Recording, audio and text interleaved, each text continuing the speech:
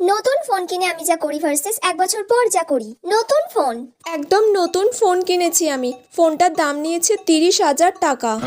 একদম ভালোভাবে রেখে দিতে হবে যাতে ফোনটার কিচ্ছু না হয়। আর এই ফোনটাকেই আমি যত্ন করে রেখে 8 থেকে 9 বছর চালাবো। ভালো করে রাখতে হবে, একদম আস্তে করে। এই যে একদম আস্তে করে রাখতে হবে। অনেকক্ষণ ফোনটা নিয়ে ঘাটা হয়ে যাচ্ছে। এতক্ষণ ঘাটলে চলবে না, তাহলে তো আমার ফোনের ব্যাটারিটাও তাড়াতাড়ি খারাপ হয়ে যাবে। তার থেকে ফোনটা আমি রেখে দিই এখন পাশে। ও বাবা, ফোনটায় তো 10% চার্জ কমে গেছে। তাড়াতাড়ি চার্জে বসিয়ে দিই ফোনটা। সব সময় চার্জ ফুল রাখতে হবে। 1 বছর পর দূর বাবা, এই ফোনটা তো আর একঘেয়েমি ঘাঁটতে ভালোই লাগছে না।